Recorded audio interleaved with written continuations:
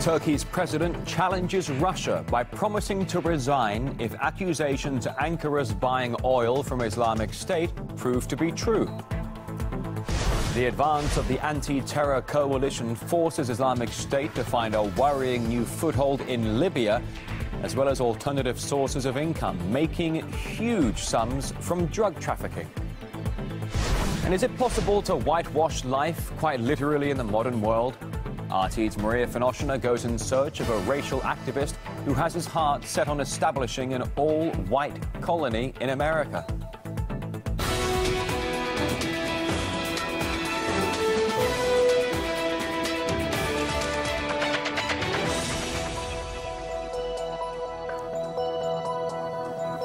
It is now midday in Moscow. Thanks for joining us here on RT International. We have your latest worldwide news headlines. Russia has reiterated accusations about Turkey's murky oil dealings with Islamic State, something Ankara strongly denies. Russia has been targeting tankers that ISIL's using to deliver oil via backdoor trade routes, which are widely believed to cross the Syria-Turkey border. Moscow says there's information that smuggling occurs on an industrial scale. And from land, the terrorists apparently loaded onto tankers to ship it elsewhere. And the Russian President Vladimir Putin repeated the claims at Monday's top climate conference gathering in France.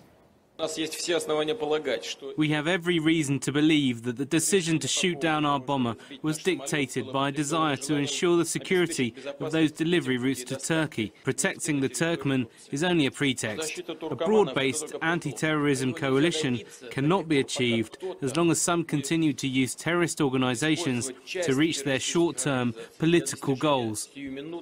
As both accusations and indirect evidence pile up on Turkey, President Erdogan has doubled down. He's promised to resign if Moscow's allegations prove to be true. And political analyst Firat Demir says there's plenty of evidence ISIL is selling oil to all eager clients abroad. It is well documented by many independent newspapers and journalists and correspondents how this oil is being transported to Turkey. Who is buying it? Iraq is not. Iraq has enough plenty of oil. Well, then the only country that is left that has a border more than 700 kilometers is Turkey.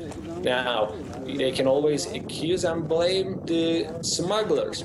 But Turkish border with Syria was very well protected, and if they wanted, they could prevent and stop this. The same with the flow of fighters. It's not that difficult. If you go to an eastern Turkish city, till this became very public, you could walk into the farms and fields where there are pipelines from Syrian side, very primitive pipelines like garden hoses, pumping oil into Turkish side. And there are pictures with the military personnel driving or walking around of it. So it was a public knowledge. It wasn't even a secret. Journalists and whistleblowers have been showing proof of Turkey's shady deals, but the story has proven to be a very dangerous one to report on.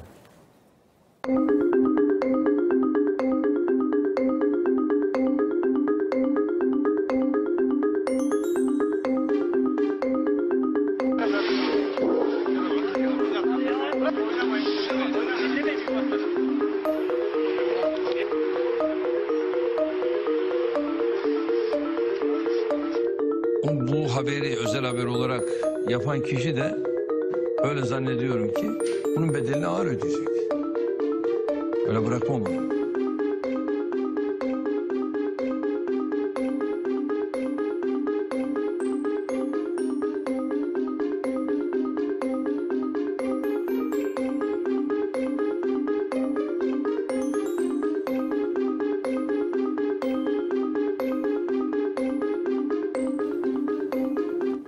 In the meantime, the body of the Russian pilot who was killed after his plane was shot down by Turkey last week has been returned here to Russia.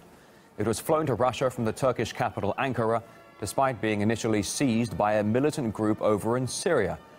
Political commentator Marwa Osman explained to RT the connection that Turkey has with the Turkmen militia.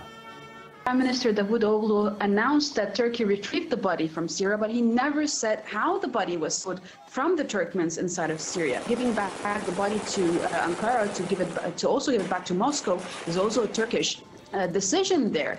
These Turkmens would never make a decision by their own because they are funded, obviously, and they are armed by Turkey. And Erdogan has said so himself. We are talking about people who have loyalty to a person or to a certain institution inside of Turkey. And when the money stops and the arming stops, these people would either turn on Ankara or would go with the highest payer. I mean, they are mercenaries. The downing of that jet has certainly been dominating world news as of late. RT's Jika has been following reaction. Speaking with the Russian president in Paris, President Obama has reportedly expressed regret over the downing of the Russian plane by Turkey. Does regret mean a condemnation of what Turkey did? Well, I didn't hear that at the State Department this Monday. This was the first briefing after Thanksgiving holidays. I went to ask about the U.S. assessment of what happened with the Russian plane because last week Reuters quoted an unnamed source in the Obama administration saying the U.S. believes the Russian plane was hit inside Syrian airspace after a brief incursion into Turkish airspace. But the State Department official has left out that part of the U.S. assessment and refused to comment further on the incident. What I would note, we support Turkey's right to defend its territory and airspace. Does the U.S. believe that the Russian plane was shut down while in the Syrian airspace?